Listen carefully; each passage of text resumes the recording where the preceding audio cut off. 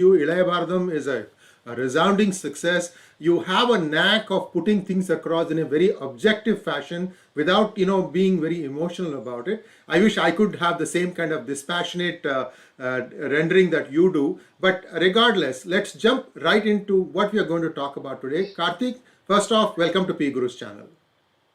Welcome again. It's a pleasure to see you again. So I'm glad that we are continuing after the first episode, as we had spoken, and there are quite a lot of things to talk about because basically, as we had already discussed, the global, the global Tamils and the global Indians don't get to know what the real issue is here.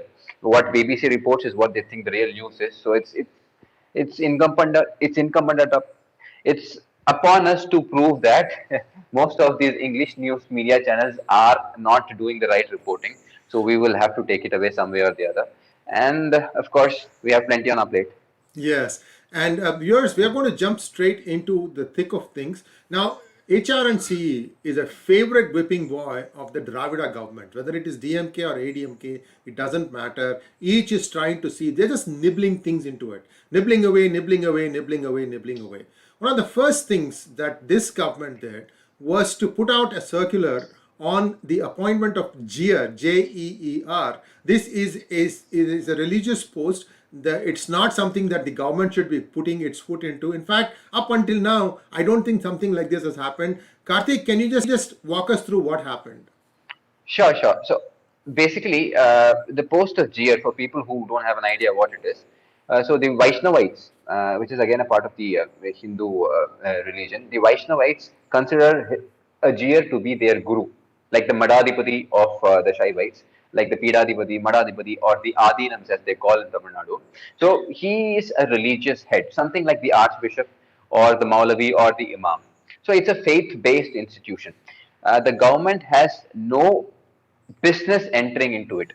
So basically, the government doesn't have any locus standi to enter into the temples as such. But anyways, we've been dealing with this institution called HR&CE, which I strongly feel is a fraud on the constitution. It is a fraud on the constitution. It is, destroying the secular credentials of the country, and it is making Hindus look like fools and morons, and assuming that Hindus have no wherewithal to survive themselves and manage themselves.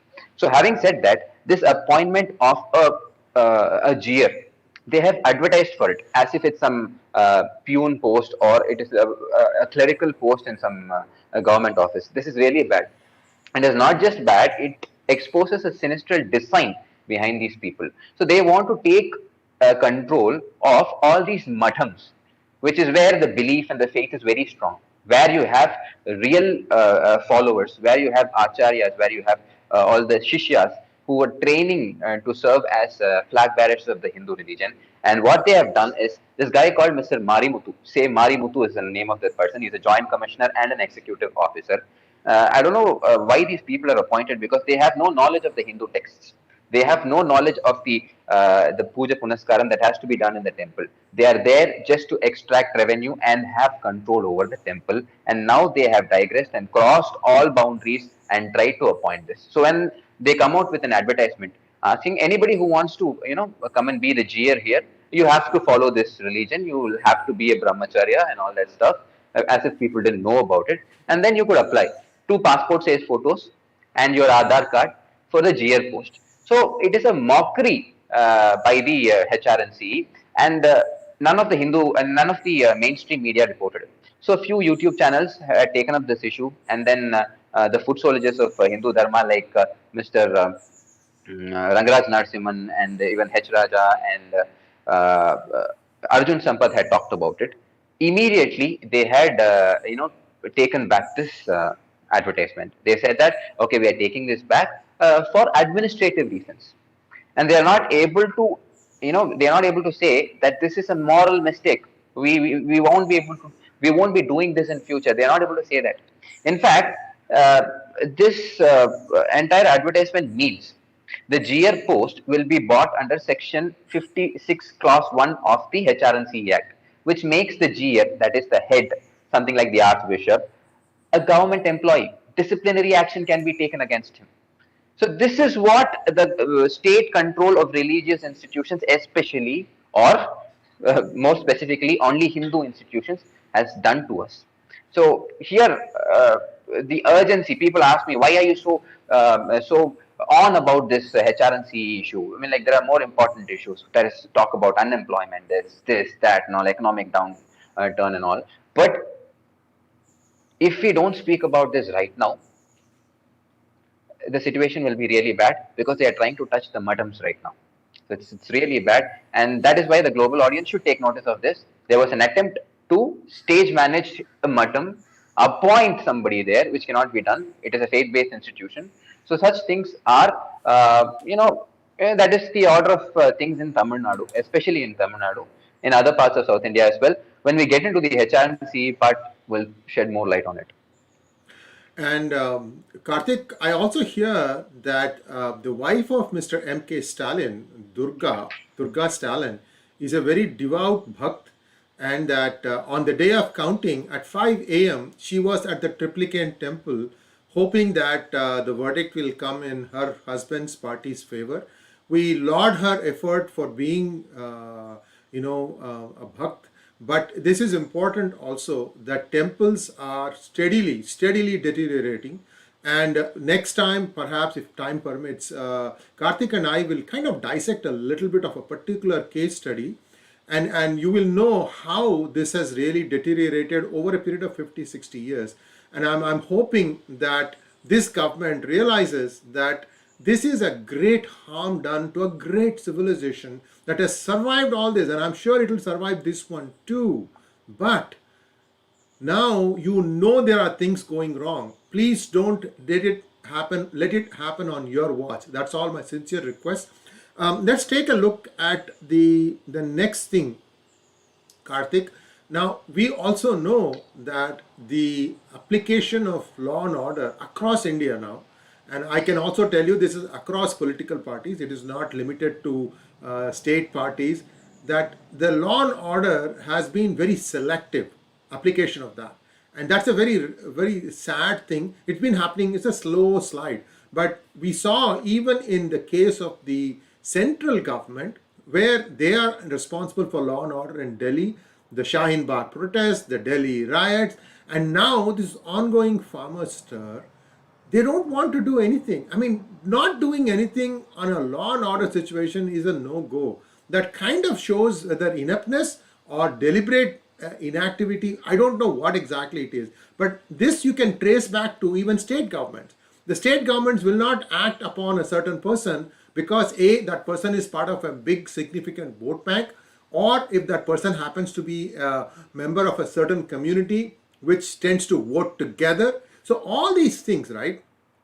This has taken a form and shape that is, becoming a lot of concern. For example, when Hindus start taking processions to some of the areas populated by some of these minorities, they don't even want it to proceed. What's worse was in Bengal, the Smashan Ghat had to go through a minority community dwelling. They didn't want them to go to the Smashan Ghat. What nonsense is this? But this had to be taken to a court and explained in a secular nature. So there was a judgment delivered in the Madras High Court. Karthik, can you please dwell on that? What happened in this and how it is important that the secular fabric of India is being preserved? It's a very important piece of judgment. Before I get to the judgment part, you were mentioning about Mrs. Durga Stalin. If there is some person in DMK that I actually look up to and respect, is Mrs. Durga Stalin. For the fact that even after the victory, she made it a point that people from Tirupati came to the residence of the CM, who is supposed to be the atheist, who doesn't believe in any religion, and the Archakar ties a holy thread onto his hands, and he ties a holy thread onto Durga's hands. So all these things are happening thanks to Ms. Durga, and even in this particular case, the withdrawal, I feel, must have been majorly because of the domestic push from Madam Durga Stalin. So that is a rare exception, and that is why I feel that she is going to be instrumental in destroying the Dravidian ideology, which is anyways outdated, which is anyways one-sided, and which is anyways a fraud. So I think she'll do her part. So moving on to this aspect, which is very important, because mostly judiciary tends to be very liberal. It doesn't want to take up Hindu cause. Even the HR&CE case, The case which was put up by Dayanand Saraswati in 2012 is still lying there. I mean, no action has been taken on that. So the most important thing is Justice N. Kribakaran and Justice P. Velmurugan. So a matter has gone to their notice, and they have come out with really strong observations.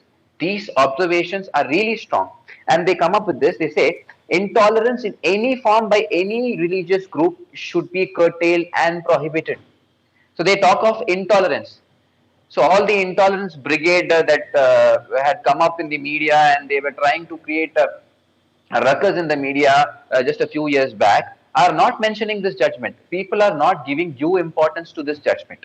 So basically, there is an act called as District Municipalities Act 1920. Section 180A of that speaks that roads and streets should be public properties. I mean, like, they are public properties, they should be secular. Nobody has a right to stop somebody else from taking a religious procession. So they say this particular case, it happened in Perambalur, V. Kalatur village, where the west part of the village is inhabited by Hindus, who are a minority there, and the eastern side of the village is inhabited by the Muslims. So the Muslims had strongly objected to the procession taken by the Hindus through their village. So this was taken to the revenue division officer, who laid conditions and said, listen, these conditions have to be adhered to. So the Hindus said, we'll take it to the court, and the Muslims said, okay, we'll fight you in the courts. The matter went on to the High Court, and High Court, as I said, Honorable Justices Mr. Kribakaran and P. Velmurugan had rightly said, nobody has the right to stop anybody from taking a religious procession. Just because a community, and these are observations by the court, these are observations by the Honorable Court. So I'll read it out to you just to show the significance of this, judgment. Please. In this, he says, Yeah. if the temples are there for decades together. The temples are there for decades together merely because the religious group got settled in a locality and has become vociferous. They cannot object to the custom of taking temples procession through all the streets in the village. And consequent upon their objections, the customary and traditional practices cannot be prevented or prohibited. That's a very important judgment. So basically, it simply means that anybody with any religious denomination can walk through any street and nobody can stop that. And this is a very important landmark judgment, because we see every time during the Ganesha festival or Ganesh Chaturthi, there is objections that you can't go through this street, you can't go through that street. Why? Article 19 gives me the freedom to move through any part of the country. Why? Why is there a restriction? So this is a landmark judgment, and the media doesn't talk much about it. So nobody in this country can be intolerant just because they have occupied a considerable space, considerable land, and they live in communities and can't dictate terms to people. This holds good for every community, be it the Hindus, the Muslims, the Christians, I don't care. But this can't be done. It's good. So as we were speaking before this, it's a sporadic flash of judicial conscience. So true, so true. So we have some questions lined up, but we have ways to go. We're asking our viewers to send in your questions. Please use the Ask Karthik hashtag so that it is easy for us to sort through your questions. We have editors sitting and filtering through all the content, so it will help us if you use the Ask Karthik tag. Now, let's take a look at the achievements of the Stalin government. Clearly, what he says in the opposition and what he's saying or doing now while in power are, probably 180 degrees off. But that is, I think, normal. I mean, for the sake of opposition, being in the opposition, you oppose a lot of things. But then when you yourself come and occupy the throne, you see how many nails are there, how many other things are there. And I think Stalin has realized that. Since this is the first time he has become the chief minister, perhaps you can cover for us what you think are his significant commissions and omissions. So I'll be really honest here. So I'll keep away the biases and I'll tell you what has actually happened in the state of Tamil Nadu ever since Mr. Stalin took over, ever since the anointment took place, and ever since the 30-year-old dream and the dream status was shattered, and it's a reality right now. So basically, the first 5 important things that he did, or so-called important things that he did, was giving away 4,000 rupees to every ration card holder The first installment of rupees 2,000 has been given, which is going to cost the state exchequer around 4,000 crores, and cumulatively over a period of time, when he gives off the entire thing, it will cost 8,000 crores. So this being on one side, it is a non-targeted subsidy. It is not reaching it is not reaching the needy alone. So that is a very big thing. See, if it is only for the needy, then I would appreciate it. It is reaching those people who come in cars. For them it's just 2,000 rupees. They can, fill their fuels and then probably go back to their homes. That's all happens with them. That is happening here. So there is irresponsible usage of resources. One. So people might question ADMK did the same thing. I'm saying ADMK did a mistake. You should find out the financial status for people below poverty line. Give 6,000. We'll be happy. But this is a non-targeted subsidy, which is actually not going to help. Basically, because the finance minister, who is, they say, New York educated guy, worked for Lehman Brothers, and I'm not linking the fact that Lehman failed to him, but then yeah, it did. So he comes out and Well, says, I have something to add Mr. to. PTR. His citizenship also is in question, so we will see. Well, if Rahul Gandhi can get away, so please Absolutely, continue. I think we should. I think we should bring this dual citizenship thing as soon as possible. At least people will live their lives, I guess.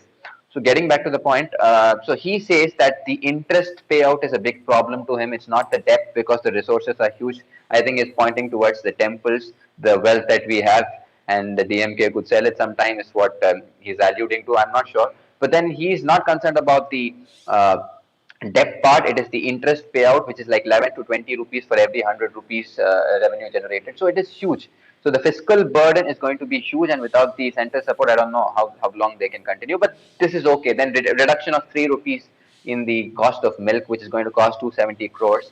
Free bus ride to women in buses that will come in like what, once in an hour. The whiteboard buses, which are very non-frequent, again going to cost 1,200 crores to the exchequer, and then a few other announcements. But the point is, the corona situation here is really bad. They are not able to do anything important. The health minister, the newly appointed health minister, Mr. Ma Subramanian, is almost absconding. I can't see him anywhere these days. The previous health minister was very active. He was a doctor. Mr. Ma Subramanian is a seasoned politician, but not a doctor. I don't know if he understands this situation well. And in fact, the tall promises that Mr. Stalin had made of giving 1 crore rupees to every frontline worker who lay down their life is now being used against him. He's only able to give 25 lakhs, and that too only to a few people. So the 1 crore promise, the tall promise, people are going to hold him up to that. Already Mr. L. Murugan, the BJP president, is questioning him on that.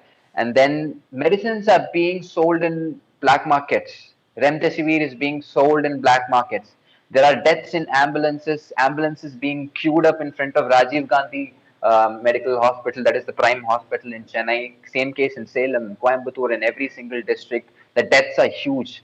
30,000 cases being reported every single day. There are cases of underreporting. And then Amma canteen being vandalized, Amma clinic being vandalized. Officers, there was an officer, a sub-inspector of a police, who asked a basic question to a person who was using power to influence him. He said, why don't you use it for a constructive purpose? And he was transferred 2 times within a single day. So those are the things to put things in perspective. So these are things that is happening. And laddus were given to Mr. Stalin from Tirupati in the meanwhile. Now, speaking of throwing their power about, in PGurus we had covered the son of a certain minister who has since he has met his maker now, and this person illegally parked his car, I think in one of the busy areas of Delhi or New Delhi, and 2 policemen actually gave him a ticket for illegal parking, and the usual, do you know who's my dad? Usual stuff happened. I think they have a doubt there every time they ask that question. Do you know who's my dad? Huh? So true, so true. And the 2 constables got transferred, and the story appeared in PGurus the same night, and luckily better sense prevailed, and they came back to where they were. But this, seriously, guys, I mean, the laws apply for everyone, and this particular individual now is hoping to enter the politics from BJP. I hope people are not that stupid. But anyway, why I'm saying all this is There is no entitlement. You have to work for it. You can be the son of a politician, but you have to make your own mark. Do something good for the people yourself so that people remember you for your deeds, not for whose son you are. In fact, since you always have this question doubt, that's all the more reason why they should remember you for what you do.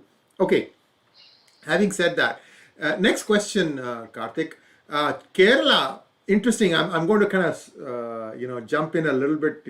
Kerala used to claim that there was the best administered COVID vaccination program and all that stuff. And those who in the know there said that no, these guys are just fudging numbers. And now Kerala also has become a hotspot, isn't it? Yeah, Kerala has been on and off in this hotspot thing. Every time they are off, they claim to have done a good job, and every time they are on, it's like it's because of the central government that things are not happening in the pace it has to. So recently, I stumbled upon a few channels into the Malayalam channels, and I was getting these neutral views from people. So when there was an opportunity to be vaccinated, you know, it was all vacant. Nobody went there, basically because it's the communist passion, and they didn't have this immunization drive or awareness drive about the importance of it. They didn't. They kind of let it go. And now, since it's a hotspot again, people want to get vaccinated. They blame the center for not sending enough vaccines. But one good thing about Kerala is that they are very frugal people. They use the vaccines wisely. Whatever has been given to them, the wastage is one of the most minimal when compared to other states. It's 12% in Tamil Nadu. Can you believe it? Whereas in Kerala, it's very minimal, and they are able to give it back to people. But again, yes, in terms of Kerala, they are very smart in their PR. So whenever the case load increases, they say it's because of people who come from Gulf or it come from nearby states, and now they don't have the choice. Now they don't have the choice. Second wave, third wave, and they say it's going to be till 9 waves. I'm not sure how true that is, but since the disease has its own life cycle, Kerala is definitely caught up. It's not as rosy as the picture they paint in the media. Yes, and viewers, some more details are emerging about this virus, and I am not a virologist to kind of take a stand on this, but what people are observing, and again, this is just observing, I'm going to share that with you. Typical viruses such as the SARS or the other things that have hit the country or the world so far, the size of the virus is 20 micron, 20 micron. And this one, COVID, is 10 times bigger, 200 micron. The 20 micron standard virus, if you let it stand outside, it will die in 2 to 3 hours. Whereas COVID is there alive for 72 hours. In fact, if you remember, at the initial stage, everybody was worried that you shouldn't touch anything, you should do. Finally, they figured out that is not as bad a situation as it was painted to be. Just the sheer size of this being so much bigger causes a lot of concern. So how did it become so big? Is it something that also is being forced to morph? I have no idea. These are things that are very hefty questions. Even the American scientists are trying to figure out, especially about the double mutant and the triple mutant, because these are things that they came upon only later when Indian Americans started returning back from India, and then they started getting examined. Also remember, the double mutant and triple mutant, the detection using RT-PCR is a little dicey. They say that you need to have a CT scan done. Now the problem there is, if somebody else had undergone CT scan before you, and if they have left traces, there's a chance that you might catch. So these are all challenges. It's not easy. I think a post-COVID mindset is needed. We have to be careful. We may have to go back to basics, cook our own food, grow our own food. So these things are going to happen. In my opinion, if India just plunges into improving infrastructure, meaning have broadband available even in the smallest villages, once you do that, there will not be this kind of congestion that you see in cities. People will go back to their hometowns. Lifestyle will be better, and you can still get your work done. So this is this is also one of those utopian thoughts, I guess. In India, it is doable more than in a country like US, where the size is huge. It is much more harder to give high-speed internet access to everybody. But anyway, I'm just digressing here. The point I'm trying to say is we have to all get this in our mindset that We live in a new world, a new paradigm, and we need to start orienting ourselves to that. Karthik, the next question for you No, is even before that, I think it's a yeah, go sturdy ahead. Chinese virus. So we have to get back to the drawing board, get a sustainable lifestyle and, make it a national plan. And I don't know how we have this coincidence or like we have this synchronization. In fact, the last time I had made a speech in the public, I was demanding this thing: give free high-speed Wi-Fi to everybody. Information era mein information do. Let them have the freedom to sit anywhere and do whatever they want to do. So that thing is a huge. Actually, they tried with that BharatNet project, but then it was halted for reasons which is quite unclear to me as yet. So that has to be stepped up, and people have to be given the choice to go back to the villages, sit there, and then do their work. Avoid this congregations, avoid this gatherings, and yeah, start a sustainable lifestyle. Probably grow our own carrots and make our own soup. Yes, and also I wanted to touch upon this smart cities project. It was a good announcement. Some beginning was made. A couple of cities, I think, the Modi government started working on it, but somewhere along the line, they lost the plot. Thank you for coming back. They lost the plot, and that has not happened. And that is a great place to begin this. Also, in my opinion, 5G is a no go. It's not useful because you're not going to have self-driven cars in India. There's no way you can have a self-driving bicycle even. Forget about car in the kind of havoc that is there, chaos that is there on the roads in India. So let's not even think about, there's no reason to use 5G. Instead, that money can be spent by laying down fiber to the corners of the country. I hope somebody from the Reliance and Airtel is watching this hangout. I'll be happy to tell you why 5G is not needed at all. You are doing fine with 4G, LTE, and this is in case you don't have fiber connection, or to homes have fiber connectivity. This will do just fine. Thank you. So Karthik, now we have looked at Tamil Nadu, we have looked at Kerala. Let's take a quick look at Karnataka.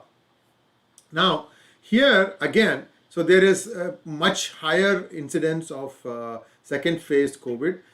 Somebody actually remarked on my channel last week that this is a targeted seeding of viruses because they targeted the business capital, they targeted the political capital, and they also targeted the IT capital.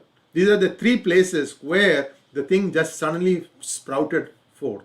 So, what are your impressions about what happened in this bed gate, meaning like the hospital bed gate, where everybody was getting all beds full, whereas when you go and visit the hospitals, there were many unoccupied things. Karthik, I would like you to give a dispassionate look at starting from where it started. I think a week ago, then the South Bengaluru MP Tejasvi Surya got involved, and then something happened. But somewhere I thought the messaging got a little confused. I just want to know from one person who has consistently followed it so that our viewers also know this is where it started, this is how it ended, and this is where we are today. Go ahead.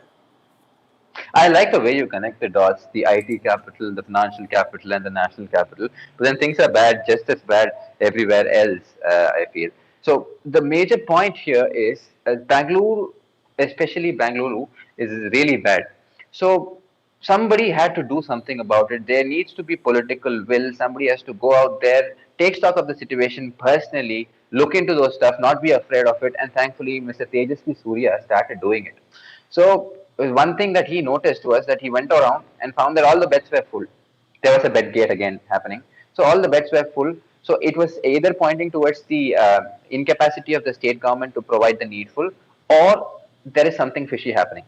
So he noticed that there can't be beds full all the time. I mean, like it's 12 o'clock in the night, it's in the morning, or it's 12 o'clock in the noon. You check any time, it's going to be full all the time. Then there was this discovery of this racket where people were charging 60,000 to 1,50,000 for the beds. So the modus operandi is very simple. What they do is they block the beds. Something like what you do for the Scalping. Railway booking, or for the cinema hall booking, you block the beds. Okay, so that's what they have been doing for this. And two people were arrested for that even before this entire thing folded out. And he went, and you saw that presser of his where he goes to the officials, talked to them, and gave a list of names as to who these people are, and a communal angle was painted to that. So basically, what he did was he said, "Listen, This bed booking needs to be transparent. There is some kind of malpractice happening here, so let us make it transparent. So he goes, questions the authority. First of all, I think that the media here needs to congratulate the young MP for having the guts to go to these COVID infected places. None of them are doing it. Not many people are doing it. And just because he's vociferous and just because he's getting noticed, it is creating a lot of flutter in the opposition camps. So what has happened is he's gone there. Yediyurappa calls him, asks him what is the problem, creates an inquiry. This young guy creates an atmosphere with Infosys, the tech solution giant. They come up with a solution within 100 hours. They say, okay, we will fix accountability. Which bed is booked under whose name, whether it is occupied by the person, and who is booking that thing. Everything will be accountable. It will be transparent, thanks to Mr. Tejasvi Surya. Now, where does the problem arise? This is being blown up by the media by painting a communal picture to it. So he goes out, reads the name of some 17 people. Incidentally, all of them tend to be having Islamic names.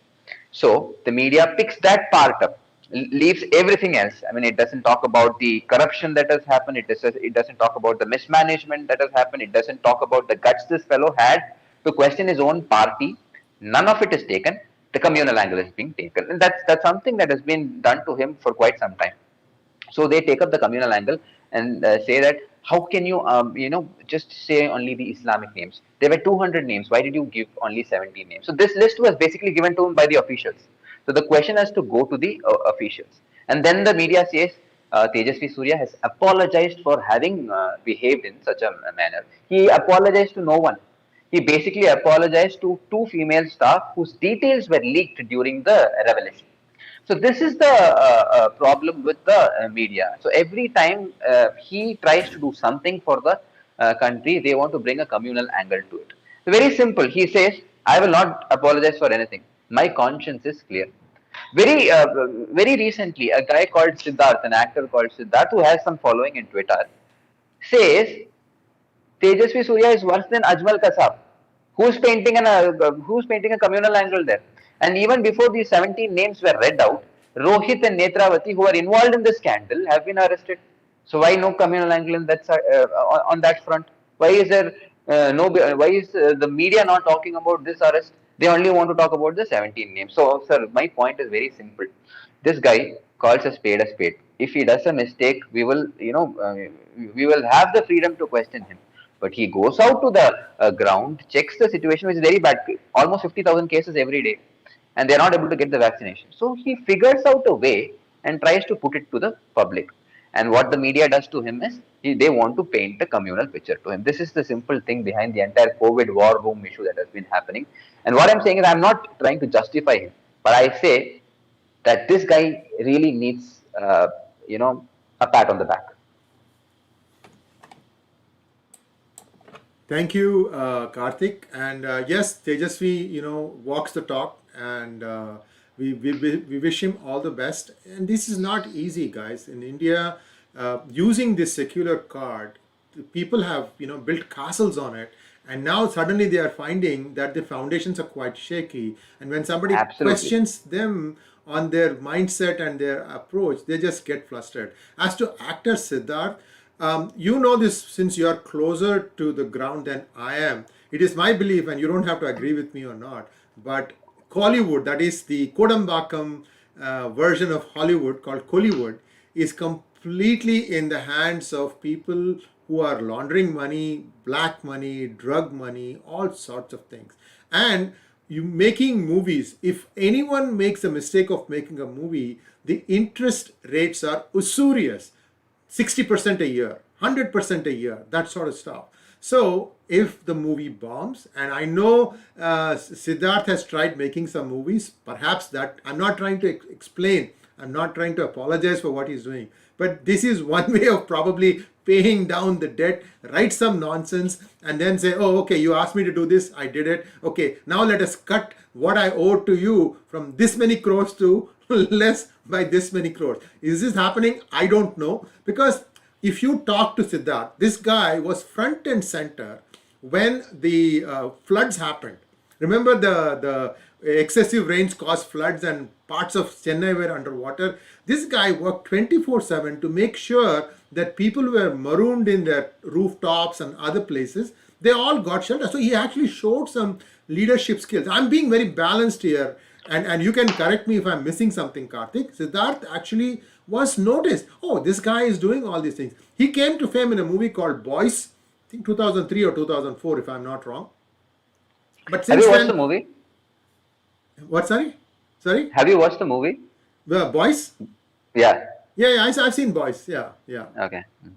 But that's when he came to limelight, and after that I don't know if he had any other hits or not. I'm not that keen a watcher of movies, unfortunately, because there's only so many hours in a day. But be that as it may, so my point here is that if you hear a movie personality, whether it is a director or a writer or an actor or an actress, if they are saying something that is going against the grain of what they've said in the past, just think that there is some pressure that they are being dal subject में to कुछ it. काला है.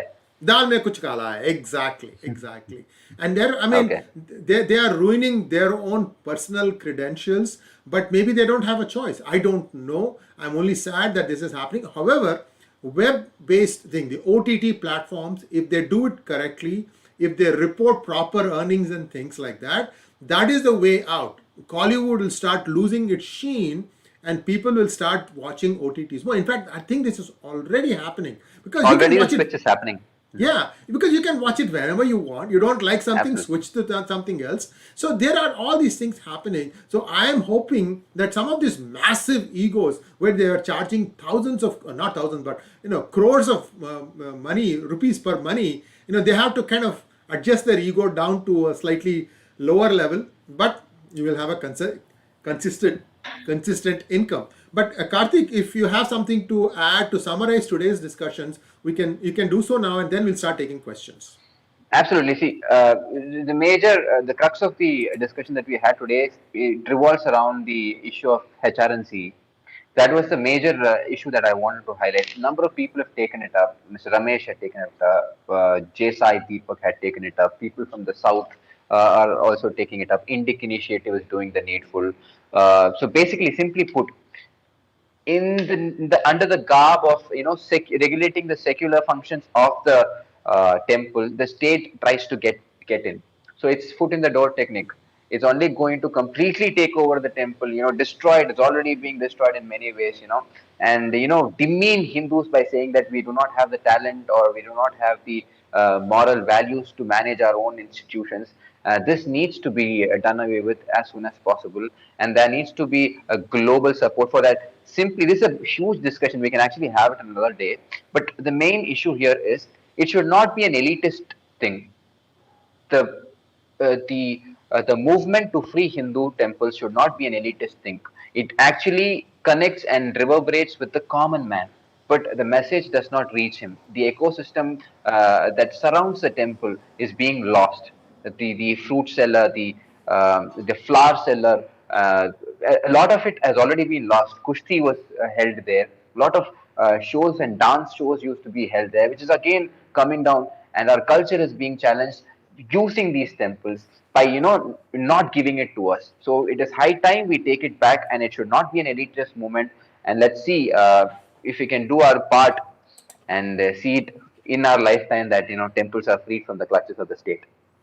Absolutely, and I have done my part, and I continue to do it. Those of you who are reading PGurus will know that we have had a lot of projects, a lot of articles that we have written. One of the things that we are going to look at is the Meenakshi Sundareshwara temple's properties in a place called Vandiyur, which, depending on who you talk to, is worth anywhere between 3,000 to 3,500 crores today, because it is in prime location in the city of Madurai today. And those of you who have not visited Madurai, what a city! Never sleeps, especially around the temple. It never goes to sleep. You can eat any kind of food you want. It's available there. Anytime. It's a great place anytime, because this is the primary trade center for all of South, from there down to Kanyakumari. This is the main trade center, and people are coming, taking things and going. Very, very bustling city, beautiful place. I don't know if some of you have visited there, but if you have not, you should definitely, if you happen to think of going to south, you should definitely go to the Tanjavur temple, which is at my background, and the Madurai Meenakshi temple, and of course Rameshwaram. There are lots of significance behind these things. Anyway, so let's jump into questions, Karthik. I have a few questions from our viewers. Let's start with Sure. HN wants to know, how do you assess the hype on PTR? I don't know what that. If you can expand that, that'll be great. Yeah, I know. And all state and national media. Will he do a good job for Tamil Nadu? See, the question is about the newly appointed finance minister of Tamil Nadu, Mr. PTR. So he's a foreign educated guy, and he's actually a part of the dynastic politics. His father and his father before him, his grandfather, were into politics, and every time you listen to his speech, you can actually notice one trend. He talks about his father or his grandfather, very much, and about this temple freeing issue. He called Mr. Sadhguru. I mean, he used to call Ava even, which is not the way you speak. Without respect, he calls them, and he claims to be belonging to the Dravidian movement. And the hype that is being built around him is to prove a point that the Dravidian ideology is not about all muscle; it is also brains. We have the brains to do it, and initially, the moment he took over the finance portfolio, he gives an interview to a foreign channel. I'm not able to recollect which channel it is, but then I did go through it for a while. So this guy is an economics man, but I'm not sure if he's good enough to manage finance. Both are two different things. People should get that. And right now, the GST being implemented, I don't think there is so much of a hype needed for a state finance minister. And also, we have to wait and watch as to how he copes up with this COVID thing, because allocating finance at this point is going to be difficult. So I think it's more of a hype, and we will wait and watch, because very recently, I mean, I think it was 6 to 7 months back, he was caught using a caste name. So he was on an interview trying to talk to someone and give out his points. He used the name of a caste, which is not welcome in South India. It is not welcome in entire India. You can't use the name of a caste and call somebody, you have to, address them with their profession. You can't call them by caste. So he did that, and it was a, bad moment for him. And even now, the free temple movement, he has no understanding of it. He has no understanding of the constitution. He may be good with economics, but time will tell. We'll have to wait and watch. And I feel, my gut is that it's too much of a hype for a man who hasn't had a track record so far in the minister portfolio. So we'll wait and watch. But he's hugely backed by the media. and viewers, remember one thing. After the promulgation of GST in 2017, right, the finance ministers at the state level don't really have much of leeway. They cannot do much because the money is not being collected by them. So there is no scope for any side deals. The expenditure of just pensions and other related expenses, because you have a huge bureaucracy that has been built up over the years. Everybody is living longer, and therefore the pension bill itself is humongous, and there are not that many ways in which you can go and rustle up money. In fact, the other smart thing that Narendra Modi's government doing is that if you do an infrastructure project which is like, for example, interstate, then the money is not being given to the state government. It is all being done totally from the center, which means you can only see the road being developed. You can't touch it. You can't. I am being open. People probably even auction for the posts of ministers when they become cabinet ministers. What the heck? I mean, what does anybody know about anything? The Sendil Balaji is another great example. This guy's a job. I mean, good you brought it up. Yeah, so these are all people who seem to have built wealth over the period of time, and they are smart enough to keep it, hide it, and not get caught with it. Again, if the Modi government puts its mind and heart into it, it can send a lot of people to jail. I don't know why they don't do that. They're being incredibly generous, but that's for a different day. Karthik, so what I'm trying to say is, anybody who claims that they can make miracles as the state finance minister is essentially hot air. Don't get taken by it. Next question from Hari Krishnan Manikandan. Why is PTR, oh my God, this is a follow-up. Why is PTR being sensationalized? Happened to see a couple of videos where his facts are either misleading or wrong. For example, he said fiscal deficit never went past 3,000 crores during DMK's regime.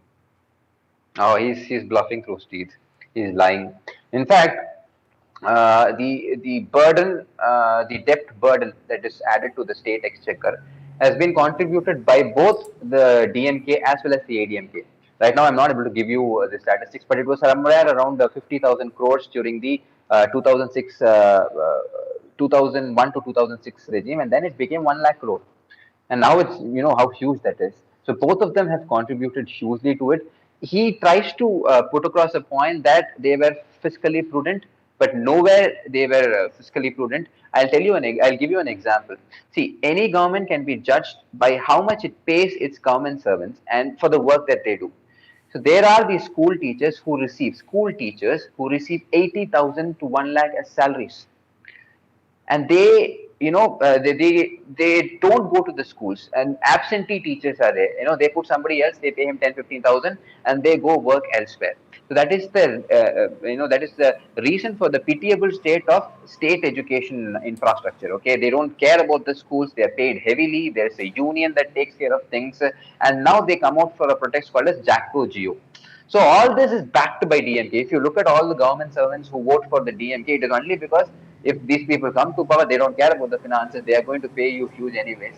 And but this has actually brought them to the limits of bankruptcy. That case of transport corporation, it so happened that people were given 2 years extension after 58 years because they couldn't hire new people and they couldn't pay out pensions. So there is a huge debt already, looming under this transport corporation. So this myth that he puts that they are going to be fiscally prudent, they are going to be very sharp, is all false. They can do nothing, and with the kind of promises that they have given right now, it is only going to add on to the burden. It is not going to ease the burden any which ways. And at some point, the Prime Minister Modi or the Finance Minister is going to, cut this cord of letting every state run up huge loans. They can always say this is sovereign debt, but this is more fiscal irresponsibility than anything else. You take a look at Modi's record as a chief minister. Gujarat, before he came to power, the farmers used to get free electricity. Okay, they used to get free electricity, and they used to get it 2 hours in a day. That was it. They were not getting more than that because that's all a free system could support. Then many of the farmers went and talked to Modi, and Modi listened to them. He did some calculations, asked them to come back. I'm not exactly sure about the details, but the actual things are true. Then he said, what do you want? 2 hours of free electricity or 24 hours, 24 by 7 hours of paid electricity? Subsidized. No, not subsidized. I think it is not even very, very token subsidization. They had to really pay the actual price. But what he did was he made sure that there were more providers of electricity. So Gujarat suddenly became a power surplus state. The moment they said yes, now this was the Gujarat model. 2006, 2007, he made a lot of great changes. So these kinds of things have to permeate. I mean, despite all these things, all this misgovernance, Tamil Nadu is still on the top 3 economically performing states in India. It's not because of the government. It is despite the government. It's despite the government. Yes, because there are people who are industrious. I tell you guys, it doesn't matter how much Hindu God bashing these guys do. You go travel in Tamil Nadu at 5 a.m. Okay, half the city will be up. They would have showered, they'll have a nice vibhuti on their forehead, and they'll be doing some stotram, patam, and then they'll be doing their work. Because the climate there is very, very difficult on you. You need to take a break around noon, and then you can only start after 4 o'clock. But people start working very, very early in the day. Very industrious, a lot of people, very enterprising also. Anyway, let's go to the next question, Karthik. I hope it's not about PTR. No, it's not. Thankfully. There's another one. I'm going to skip the next PTR. Sorry, Kirtana, Kanya, Venugopal. We'll take that thing later. But Desiya Tamilan, what could be the practical solution to be taken, attempted by Hindus to the HR&CE conundrum? So this is the obvious question that follows when anybody raises their voice for freeing the temples. What next? What will we do? Will it actually go back to the hands of the Brahmins, and will there be Brahminical dominance here and there? So it's basically, you have to start with pilot projects. You'll have to zone out areas and start with pilot projects and believe in the local people. If you can believe in the local people and give them the right to vote, why not give their own culture back to them? So we will start, for example, we can take a particular area, we can take up the case of Madurai and Madurai East, Madurai West, or we can just divide it and the number of temples there and who's running the temple. First, give the trustees, the hereditary trustees, the option to come out of the government clutches. First of all, release the government clutches, and even the trustee, the board of trustees, has a particular design. Let that design be there. It should include one person from the scheduled caste, one person from the scheduled tribe, and one person from the intermediate caste. So this can be further divided based on the local demographics, and an option can be given for people who want to come into it. So the trustee can be there, and then the administrative part, which is anyway taken care of by the government, can gradually withdraw from there. But the problem right now is, see, what they say is we only manage the secular aspect, but the annual budget should be approved by the commissioner. The annual budget should be approved by the commissioner, which means that if you want to do an extra Kala Puja, if you want to do something for the temple, a new puja for the temple, or make the puja bigger for the temple, if you want to contribute education, hospital, even daily functions of the from the temple funds, you need to go and seek permission from the commissioner. So let's stop doing that. Let's stop looking out for the executive. Let's form committees within the temple and then try to do such functions. Let us manage our own finances. So these are the things we should start doing with, instead of, you say, okay, free all temples, and then we don't know what happens. So the government has to come out with a commitment, and then we'll have to take pilot projects, and then we'll have to look at the local conditions. It is not an easy task. We start now, it will take a decade for us to free all the temples, and that is why we are insisting that it should start right now.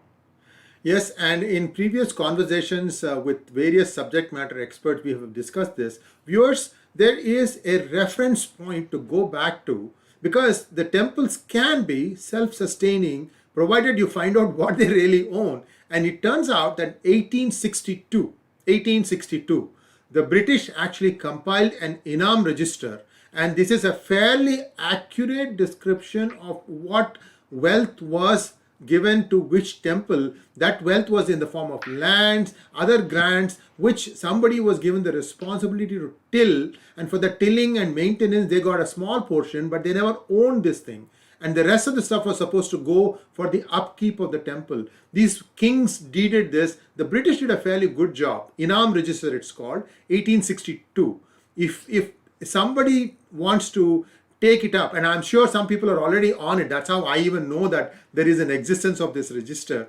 And this is actually covering Kerala, Tamil Nadu, I think Andhra, most of the Andhra, because that is where the Parts of Odisha, Madras parts of Odisha, right? For some reason, the south and the eastern belt was spared by the Mughals when they were invading, but north of Vindhyas, hardly any good temples because it was all ruined. Unfortunately, India lost a lot of its heritage above the Vindhyas, and it will come back. It will never go away for good. But at least the ones that are still standing, let us try to make these things right. And we are going to be covering this in some detail and some depth with Karthik. And you know that Karthik is very factual. I've given him a few snippets. Hopefully we'll take it and go from there and cover this thing.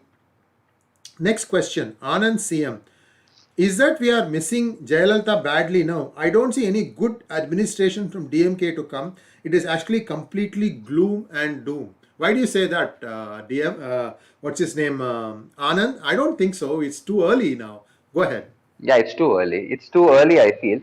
See, honestly, I believe that any government needs to be given its chance. So let's not behave like the ideology-driven, so-called secular neutral media. The moment somebody takes on to power and it's not for their liking, they start hammering them. So I'm not going to do that. I think that Mr. Stalin has to be given some time. Probably a month or two for him to, even figure out what's happening in which part of the state. So he has to be given some time, and to expect Mr. Stalin to be as dynamic as Mrs. Jayalalitha is living in a fool's paradise. I don't think that's going to work. But then Stalin might have his own strength. Mr. Stalin has the backing of an organization called DMK, which is institutionally strong. So if the right sense prevails and he is able to give the political will that it demands, I'm very sure that he'll get the right backing from the institution called DMK. But then the political culture that prevails within it can play the spoil sport, because in when DMK comes to power, it is the political institutional positions like the Mavata Chailalar, they command huge power. They can walk into a collector's office and demand things to be done. But now the catch is, it was 10 years back that we experienced such bad things. But right now, the biggest enemy to DMK is mobile phones and CCTV. Anything and everything that happens is being captured, and it becomes a wildfire in the social media. So they are being cautious. Even in the incidents, the initial incidents that happened of sporadic violence here and there, Mr. Stalin was very quick to act on it, because if he didn't do that, it would have become a bigger story and it would have reached mainstream media. Mainstream media is under their control and they can only do so much. They can't completely hide things, because the social media ultimately takes over and people will question them. So Mr. Stalin needs to be given a chance. Okay, and I feel that just like Jagan Mohan Reddy, he's being guided by PK, and that is why he's doing all these PR stunts nicely. For example, recently he buys a cycle for a guy for a small boy who donated 1,000 rupees from his hundi to the state CM's relief fund or something. So he's doing all the PR exercise properly, and we'll have to give him some time. But to expect him to be as dynamic as Madam Jayalalitha is asking too much of a simple man. And viewers, we are going to highlight both sides, the pros and the cons, the commissions as well as the omissions of any government, because I think it is only fair. If somebody does something good, that also should be highlighted. We don't have any axe to grind here. We don't have a brief for anyone. What we want is a Sresht Uttisht Bharat. That is the goal. Bharat. Please, when you come to watch this channel, that's what it is. I'm not a citizen of Bharat yet, but I'm hoping to become one again at some point of time. I had to give it up for a different reason, but that's all, these things happen. Sometimes you have to do some things. Anyway, so let's get back to our questions. Next one. How will the EPS lead opposition fare in Tamil Nadu, and will he stand a chance in 2026 from Seshagiri, TN Seshagiri? Okay, see, that is a very important question. In fact, I wanted to talk about that today, since we are discussing southern politics. It's been recently, of late, Edapadi, after the loss, has been very silent. Okay, he has not given any serious announcements, because he had to consolidate his position within the party. That was the first task. So he had to make it a point that ADMK stays well within his control, because you see, he had the problem of Sasikala and TTV Dinakaran before the elections. Now that it is done away with, now the question is, if too much of a problem arises, then even during the local elections, the two leaves symbol can be questioned, which can be catastrophic to the party. So the party heavily depends on this symbol called as two leaves. So he is playing it really safe and sound right now, and to a certain extent, I feel that he is glad that he's not the CM right now, and the things are getting really bad, and it is getting really out of hands. So from the opposition per se, I think they are just consolidating their position. EPS has now consolidated his position. In a week or two, I'm saying the maximum period, in a week or two, you can start getting a lot of announcements from the opposition side. And the opposition is strong because it is coupled with BJP as well. There are 4 people and 4 individuals who matter a lot to BJP. So I'm sure BJP will do all the needful to highlight them, coupled with the ADMK opposition under the able leadership of Mr. EPS, who is now in the position to question Mr. Stalin. So just imagine Mr. Stalin and Mr. EPS one-on-one in the Legislative Assembly, with a promise given by Mr. Stalin that he will telecast the Legislative Assembly live on television, which has not happened for the last 2 days. It was just 2 days that the session went on, then it is adjourned sine die. So it is going to be interesting, and definitely EPS has the mettle. But will he play soft pedal? Will he be that vociferous is a question that needs to be answered, because the ruling government has this corruption charges against him. They say that they'll open up a few corruption charges, but I think both are tainted enough. Both know where it would lead to, so I don't think they'll do it. We have an effective opposition potentially, but let's see if he, takes the reins and goes on a war footing. Yeah, and I must mention here, and I don't know whether you agree with me, Karthik, or not, but EPS administration has been fairly good in the last 2 years or so during the COVID crisis, or even before that, he has done a fairly good job. He had a good set of ministers who are doing their jobs well. Like, for example, you mentioned about the health minister. Please go ahead. Yeah, I'll just interrupt you here. See, I'll give you a data. The number of files moved in a particular period of time is higher was highest under EPS, which means that he was an active CM. Even Jayalalitha, madam, had this. She used to sleep on certain files for a long time for for reasons only known to her. But the movement of files from one place to other, and passing of these files, signing off all these government documents, Mr. EPS was way faster in terms of his actions. So that is one thing nobody mentions. None of the media mentions it. So I thought I was duty bound to mention it. The next question is from Divya Swamidasan. While the ruling government in Tamil Nadu is obviously anti-Hindu and will take immense willpower and patience to sway them, what is the suggestion you have to unite the Hindu crowd? That is $1 million question, the answer for which is eluding most of us. A lot of answers are there. I mean, like, unite the Hindu organizations, talk to Hindu Munani, talk to Hindu Vishwa Parishad, talk to RSS, bring them all under one fold. But to manage their egos is the biggest task. The problem that the right wing faces is the egos of all these organizations. None of them want to work with another. That is a huge task. So I think that instead of banking heavily on a right wing or a Hindu consolidation, it is time that we should actually move towards, seeing if we can actually bring DMK into the BJP fold. That is one thing I would be looking into, which is way more practical, and that way you will be able to, influence the DMK cadres. So it is very important at this juncture because, see, anyways, DMK is dependent on BJP. It is going to depend on BJP for at least the next 4 years. And as I had already told you in the last hangout that we had, they will not take an antagonistic stand against the center, no matter what.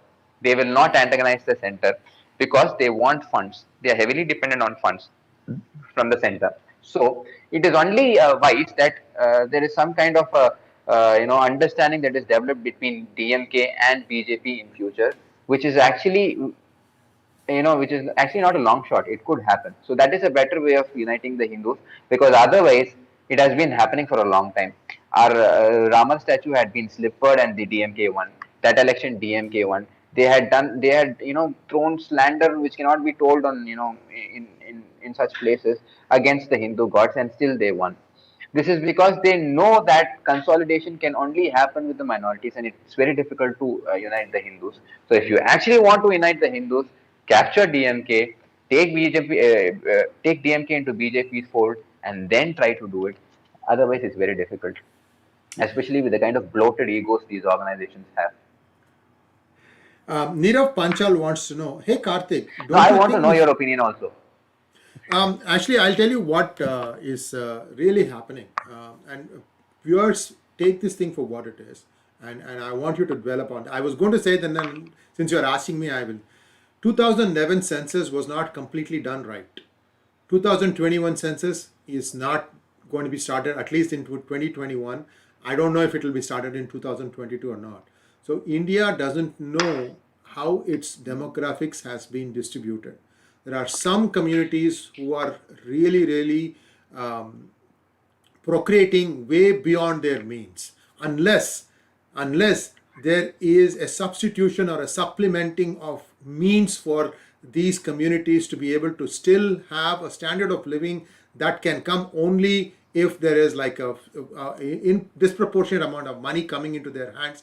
I believe that has stopped because the Middle East countries, which were normally the ones who used to fund these people, they themselves are now, realizing that the oil tap is about to get turned off. They need to do something different. That is happening. However, if you have, those of you who have read my book, Who Painted My Money White, you will know that it is between 1 lakh crores to 4 lakh crores that was fake, and that has got into India's system. And the velocity of currency movement in India is 10 times, which means 4 lakh crores moves around in the economy, and it gives you the effect of 40 lakh crores.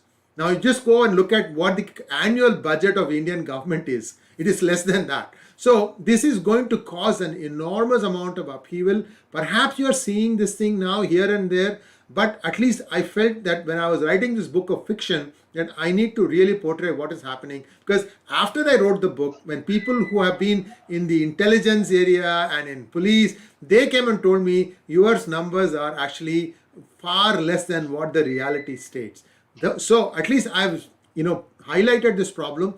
I don't speak ill of any minority or anyone for that matter. Every religion is as good as everything else. Sarva dharma samabhava, that is the Sanatani's thought, right? So that is not the reason. The point is, how can you afford a comfortable lifestyle for your children?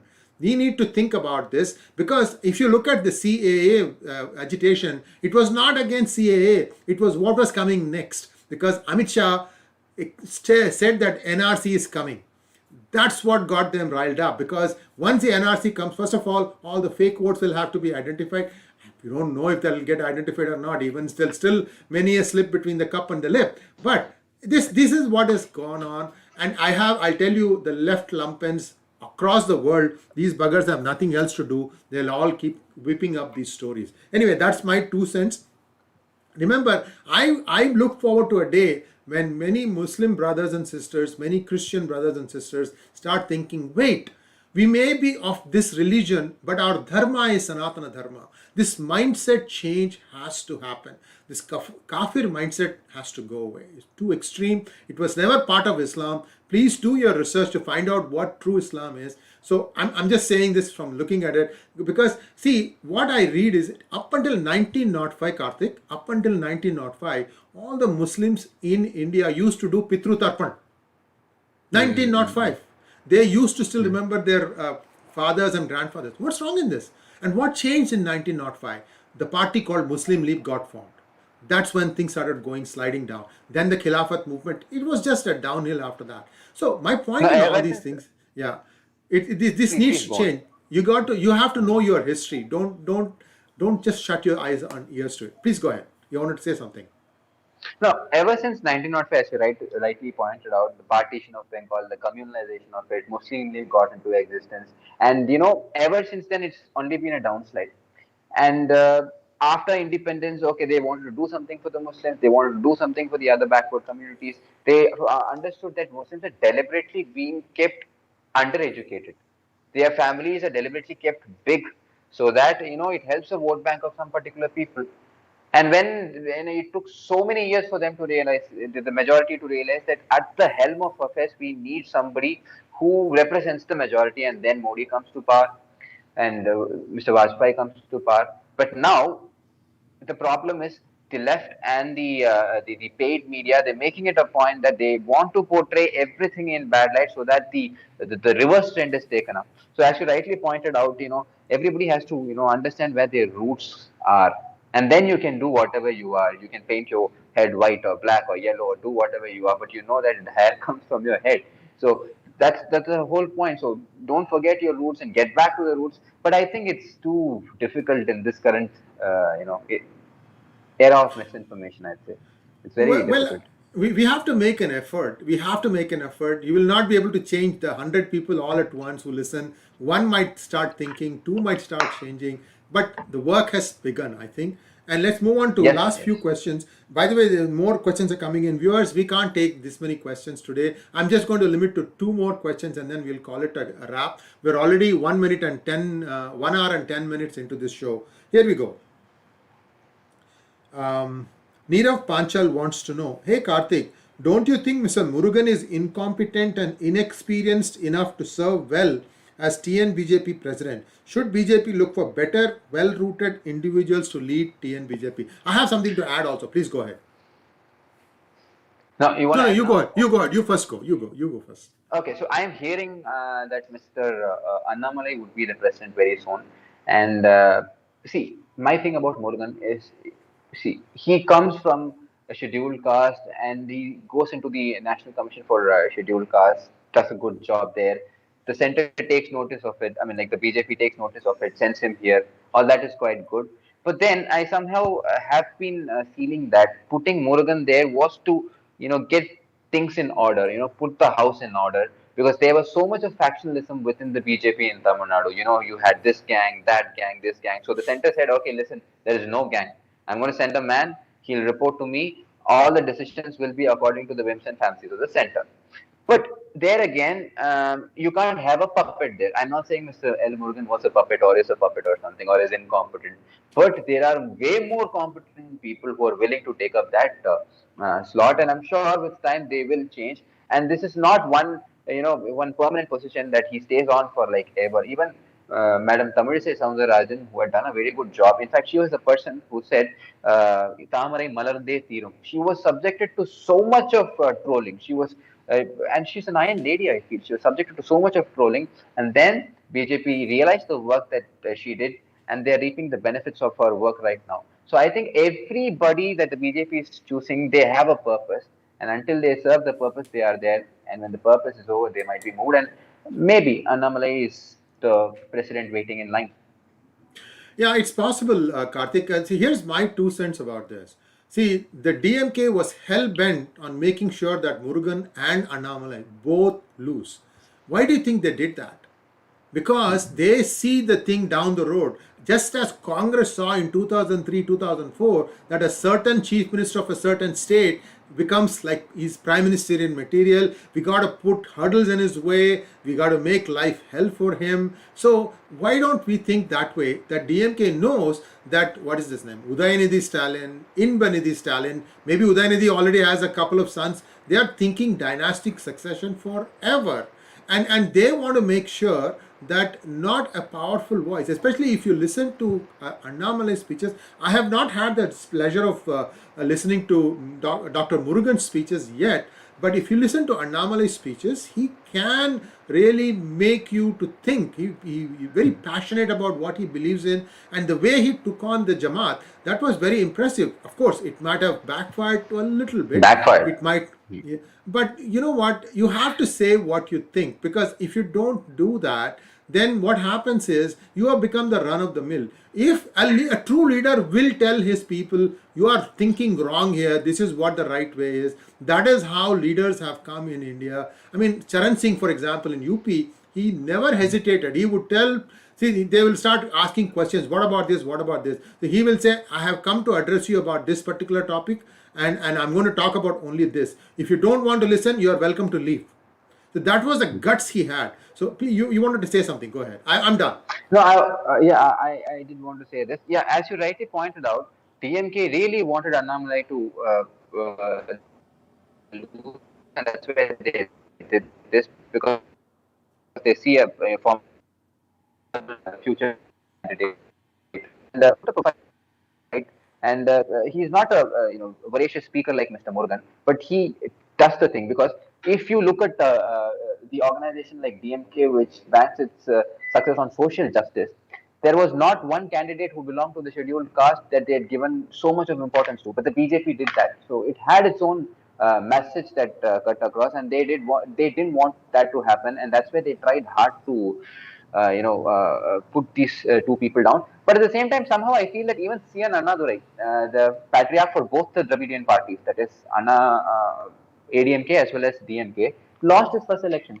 So there is nothing new to it. I think Annamalai is going to be a force to reckon with in future, and he'll come back all bouncing and all guns firing very soon. Not literally, metaphorically, that is.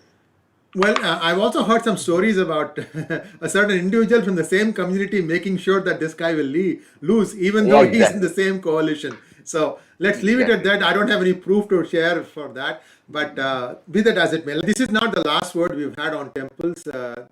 Most of the temples in Tamil Nadu are actually very well maintained and preserved. We will come back to this in our future episodes. Karthik, thank you very much for taking the time out of your busy schedule to join this hangout. Viewers, please send in your questions and comments, and we will try and answer them. I missed a few questions on this hangout. We'll hopefully make it up next time around. Thanks for watching. Namaskar and all the best.